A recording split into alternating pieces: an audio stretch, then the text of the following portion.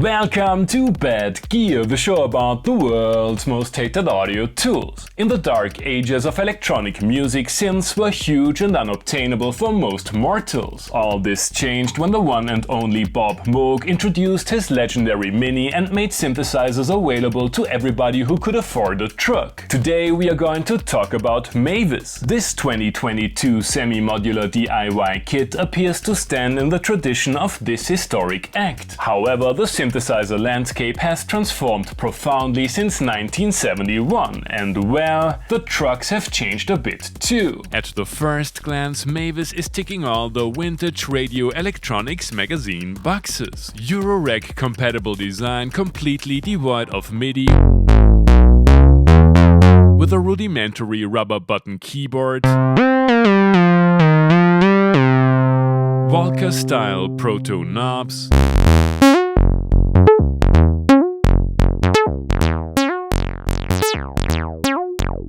and a mini jack patch bay with the usual suspects and some more surprising connectivity. Especially for a Moog synth. At the core of the instrument lies one lonesome and rather simple oscillator offering a saw and a pulse with variable width. These basic tones are put through an iconic Moog ladder filter with its similarly iconic bass-munching resonance.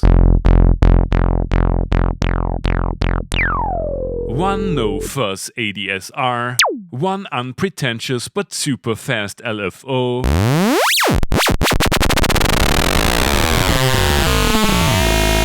that's it. Or is it? While Wavefolders in general are traditionally associated with Buchla-style West Coast synthesis, Moog was kind enough to include what I assume to be the first Wavefolder to grace one of their instruments. I personally prefer the results of Wavefolders on less overtone-rich waveforms like triangles or sines, but it definitely expands the sonic vocabulary of the synth. Unfortunately, you can't modulate the wave shaping parameter, but modular aficionados will certainly find workarounds for that. Speaking of modular workflow, there's also a simple mixer and split, and the LFO can be used as an additional oscillator, routed to the Wavefolder, and use cases for the sample and hold generator go well beyond classic R2D2 bleeps and bloops. The Attenuator comes in handy. Lovers of less conventional musical genres will appreciate the drone-friendly VCA mode switch,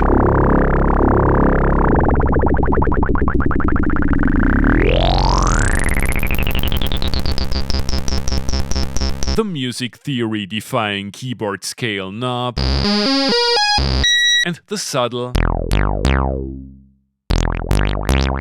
and not so subtle tonal nuances achievable with the mod mix parameters. You can calibrate VCO and keyboard without having to open the enclosure. Mini jacks are part of the game, and the carefully curated solder-free DIY kit lets you channel your inner child. Thanks to Tom of Synth Anatomy not only for lending me his low serial number Mavis, but also for providing me with an already assembled unit. For the price of a Behringer Model D, you can become a member of the exclusive club of Moog owners. Is Mavis more than just a modular gimmick and educational music toy? You have already heard the synth in today's intro tune. Raw, analog and surprisingly punchy for one oscillator instrument. Time to explore some of the basic tones Mavis has to offer.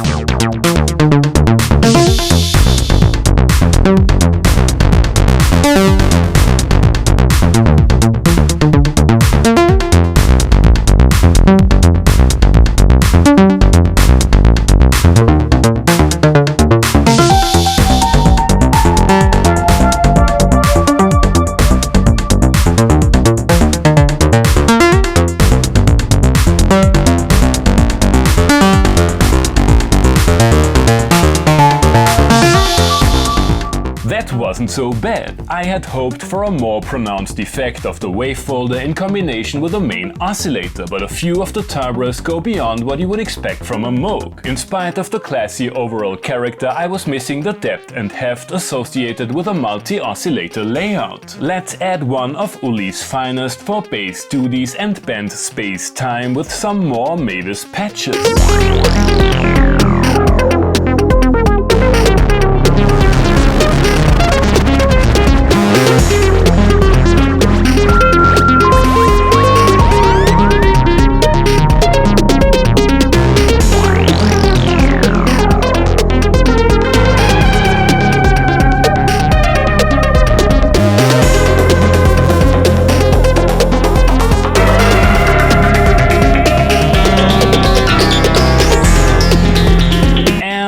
Done. I spent way too much time on that jam, not only because of the addictive nature of modular synthesis, but also because it takes a while to get these two capricious analogs in tune. The minuscule knobs and lack of a fine-tune parameter on Mavis didn't help here. Given all the patching and tweaking, most of the tones were still rather conventional monosynth material. I wanna know if we can push it out of its comfort zone and create an entire arrangement including drums for some most from the coast Moog Ilicious modular Microhouse.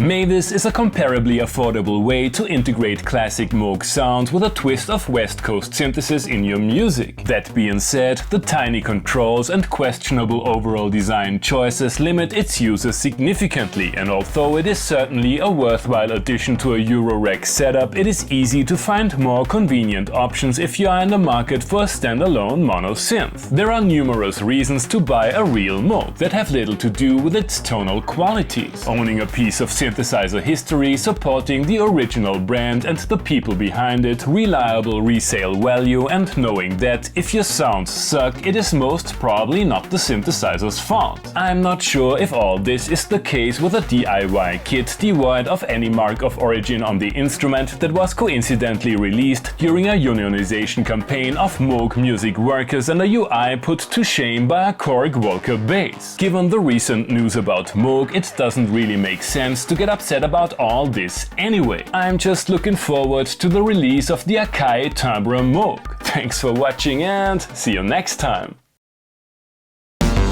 Hey guys, I hope you enjoyed the episode. Feel free to like, subscribe, become a patron and leave a comment what other kind of gear you would like to see and hear on the show.